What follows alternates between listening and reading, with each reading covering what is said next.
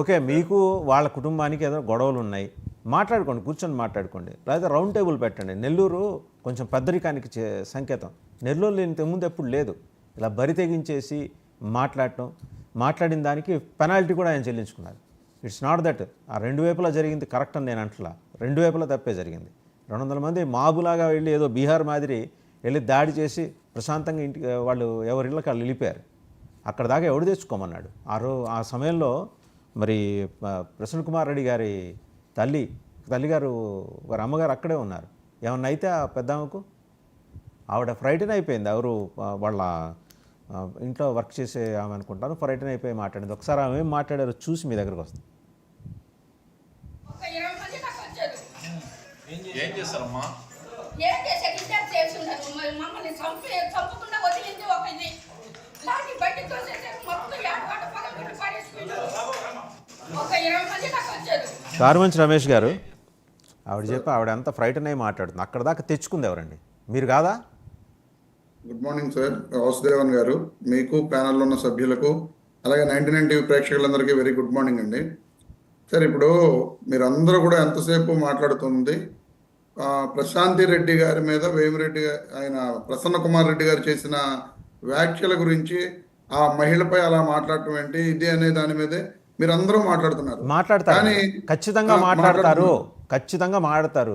దాన్ని మీరు ఎలెత్తి చూపాల్సిన అవసరం లేదు సార్. ఇప్పుడు అదే ప్రసన్న కుమార్ రెడ్డి గారిపై ఆవిడ ప్రశాంతి రెడ్డి గారు ఆయన వ్యక్తిత్వ హననం చేసేటట్లుగా, ఇప్పుడు ప్రసన్న కుమార్ రెడ్డి గారు అప్పులు తీసుకుంటున్నారు, అది పర్సనల్గా అటాక్ చేయడం కాదండి. అతన్ని అప్పుల బాధ భరించలేక, అతన్ని సాకలేక ఈ రోజున అతన్ని వదిలేసి అతని దగ్గర ఉన్న వాళ్ళందరూ మా దగ్గరికి వస్తున్నారు అని చెప్పి ఆవిడ మాట్లాడిన మాటలు, ఇప్పుడు 45-50 ఏళ్ళుగా వాళ్ళు రాజకీయ కుటుంబం వాళ్ళది. ఈ రోజున అటువంటి పేరు ప్రఖ్యాతులు గల రాజకీయ కుటుంబం నుంచి వచ్చిన ప్రసన్న కుమార్ రెడ్డి గారు ఆరు సార్లు ఎమ్మెల్యేగా చేసిన ప్రసన్న కుమార్ రెడ్డి గారిపై ఇప్పుడు నువ్వు అవినీతి చేసావు, నువ్వు మైనింగ్ చేసావు, శాండ్లో అవినీతి చేసావు, అందులో అవినీతి చేసావు అని చెప్పి ఆవిడ మాట్లాడుతున్నారు. మాట్లాడినప్పుడు ఈరోజు అధికార పార్టీలో ఆవిడ అధికార పార్టీ శాసనసభ్యురాలుగా ఉన్నారు. ఏదో ఒక కార్యకర్తగానో నాయకురాలుగానో లేరు. ఆవిడ ఒక ఎమ్మెల్యేగా ఉంటూ అధికార పార్టీలో ఉంటూ తప్పును నిజంగా అతను అవినీతి చేస్తుంటే ఆవిడ ఎంక్వైరీ వేయించి ఆవిడ దాన్ని నిరూపించి ప్రజలందరి ముందు కూడా ఇదిగో ఈయన ఇలాగా అవినీతి చేశాడు, ఇన్ని కోట్లాది రూపాయలు దోచుకున్నాడు అని చెప్పి ఆవిడకి నిరూపించే అవకాశం ఉన్నా సరే, ఈ రోజున తన రాజకీయాల కోసం కోవూరు నియోజకవర్గంలో నల్లపరెడ్డి ప్రసన్న కుమార్ రెడ్డి గారిని డీఫేమ్ చేయడం కోసం ఆవిడ ఇష్టం వచ్చినట్లుగా అక్కడ మాట్లాడటం జరిగింది. ఆ నేపథ్యంలో ఎందుకంటే ఆత్మాభిమానం గల కుటుంబం నల్లపరెడ్డి శ్రీనివాసరెడ్డి గారు, ప్రసన్న కుమార్ రెడ్డి గారి అందరికీ ఆత్మాభిమానం ఉందండి. అందరికీ ఆత్మాభిమానం ఉంది. ఒక్కరికి ఆత్మాభిమానం ఉంది. ఎలా ఏమండి, you just can't justify the statement R Prasanna Kumar Reddy గారు. వాళ్ళు ఏదో మాట్లాడారు కాబట్టి ఈయన ఇలా మాట్లాడటం కరెక్ట్ అనే మాటను చూసారా? అది ఎందుకో మీరైతే గాడి తప్పుతున్నారు, ఖచ్చితంగా చెప్తున్నాను సార్. ఇప్పుడు ప్రసన్న కుమార్ రెడ్డి గారు ఆవిడ పీజీ గురించి మాట్లాడితే అవినీతిలో పీజీ చేశారు, లేకపోతే శాండ్ దోచుకోవడం లక్ష అంటారండి. పొలిటికల్ ఎన్ని అనుకోవట్లేదు ఇద్దరు ఎన్ని అనుకోవట్లా అంటే అనేస్తారా? రాజకీయంగా విమర్శలు ఉంటాయి, మీరు కూడా చేయండి. ఆవిడ పీజీ చేస్తే మీరు పిహెచ్డీ చేశారనండి, అయిపోయింది అక్కడితో. చెప్పారైనా ఇప్పుడు అమ్మ నువ్వు మద్రాసులో పిహెచ్డీ చేసావు, లేకపోతే బెంగళూరులో పిహెచ్డీ చేసావు, నేను ఎక్కడ అలా పిహెచ్డీలు చేయలేదు అని చెప్పి ఆయన మాట్లాడారు తప్ప, ఆయన ఎక్కడైనా సరే ఆవిడని వేరే విధంగా మాట్లాడిన సందర్భం ఆయన నా వరకు నేను చెప్తుంది ఆయన తప్పుగా మాట్లాడింది ఏంటంటే, ప్రభాకర్ రెడ్డి గారి మీద హత్య చేయబోతున్నారు ఈ రకంగా ఆయన మాట్లాడటం అనేది అవి కరెక్ట్ కాదు అనేది నా వ్యక్తిగత అభిప్రాయం. ఎందుకంటే నిజంగా ప్రభాకర్ రెడ్డి గారి మీద హత్య ప్రయత్నం ఆవిడ చేస్తూ ఉంటే, ఆయన దగ్గర ఏదైనా సాక్ష్యాలు ఉంటే డైరెక్ట్గా అవి పోలీసులకు ఇస్తే వాళ్ళే తెలుస్తారు. కానీ అంతమంది మీటింగ్లో తన సొంత భర్తని, కానీ దానికి కూడా ఈ రోజున భారతదేశంలో భర్తల్ని 1 సంవత్సరంలో చంపిన భార్యలు 765 మంది ఉన్నట్లుగా మనం ఒక ఇంగ్లీష్ పేపర్లో డైరెక్ట్గా వచ్చింది. కానీ ఈ రోజున ఒక రాజకీయ కుటుంబానికి, అందులోనూ అటువంటి కుటుంబం మీద ఆయన అటువంటి వ్యాఖ్యలు చేయడం అనేది కరెక్ట్ కాకపోవచ్చు. ఖచ్చితంగా ఆ వ్యాఖ్యలు కరెక్ట్ కాదు తప్ప, ఈ పీజీ గురించి పిహెచ్డీ గురించి మాట్లాడిన మాటల్లో ఎక్కడా కూడా ఆయన డెరిగేటరీ కామెంట్స్ అనేవి చేసిన దాఖలాలు లేవు. కానీ ఎంతసేపు మీరందరూ కూడా ఒక మహిళపై ఆ విధంగా వ్యాఖ్యలు చేయవచ్చా, అవి తప్పు కదా అని మాట్లాడుతున్నారు.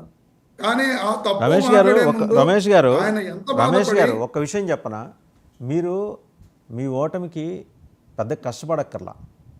ఇప్పుడు 11 వచ్చినాయి కదా, అందులోంచి ఏదో ఒక నెంబర్ ఎగిరిపోయినా ఒకటే ఉంటుంది. మళ్ళీ ఆ ఒకటి దిశగా మీ అంతటా మీరే you are digging your own grave yard. అందులో ఎలాంటి సందేహం లేదు. మనకు పైన ఎలా మాట్లాడతారో కింద కూడా అలాగే మాట్లాడుతున్నాం. సార్ ఇప్పుడు మేమే మాట్లాడుతున్నాము, వైసీపీ వాళ్ళు మాత్రం ఇది చేస్తున్నారు అని చెప్పి మీరు మాట్లాడుతున్నారు. కానీ ఇదే పవన్ కళ్యాణ్ గారు రోజా గారిని డైమండ్ రాణి అని అన్నారు. డైమండ్ రాణి కూడా మాట్లాడుతుందా అని చెప్పి మాట్లాడారు. డైమండ్ రాణి మాట్లాడుతుందంటే అర్థం ఏంటి సార్? ఎందుకు మాట్లాడారు సార్ పవన్ కళ్యాణ్ గారు? డైమండ్ రాణి కూడా మాట్లాడుతుందా అని మాట్లాడవలసినంత అవసరం అది వ్యక్తిగతంగా మాట్లాడటం కాదా సార్? ఆ రోజున ఎవరన్నా ఒక్క నాయకుడు లేదా ఒక్క టీవీ ఛానల్ పవన్ కళ్యాణ్ గారి ఈ మాటలు మాట్లాడటం తప్పు అని చెప్పి డిబేట్ పెట్టిన దాఖలాలు ఎక్కడైనా ఉన్నాయండి?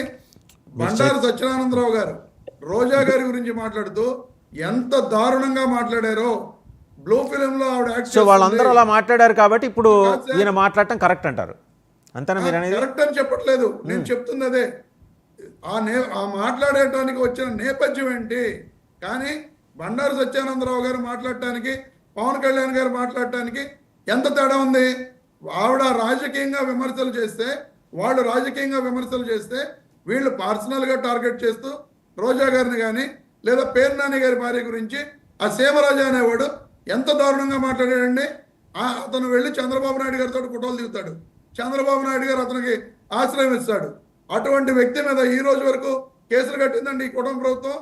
అలాగే వైఎస్ భారతిరెడ్డి గారి గురించి సిబిఐ 3 గంటలకి గూగుల్ అవుట్లో భారతిరెడ్డి గారితో మాట్లాడినట్టుగా టేక్అవుట్ తీసిందని చెప్పి పుంకాలుగా ఈ ఎల్లో మీడియా ఎల్లో పత్రికలు ప్రచురిస్తే దాన్ని పట్టుకుని ఒక్కొక్కడు ఎంత ఇష్టం వచ్చినట్టుగా మాట్లాడారో మనందరం చూడటం జరిగింది. కానీ ఈ రోజు వరకు కూడా ఎక్కడైనా సిబిఐ మేము 3 గంటలకు వైఎస్ భారతిరెడ్డి గారితో మాట్లాడినట్టుగా మా దగ్గర ఆధారాలు ఉన్నాయని చెప్పి ఎక్కడన్నా ప్రకటించడం జరిగిందా సార్? మీరు ఆర్టీఐ కింద అడగండి, ఆర్టీఐ కింద అడిగితే మొత్తం వచ్చేస్తాయి.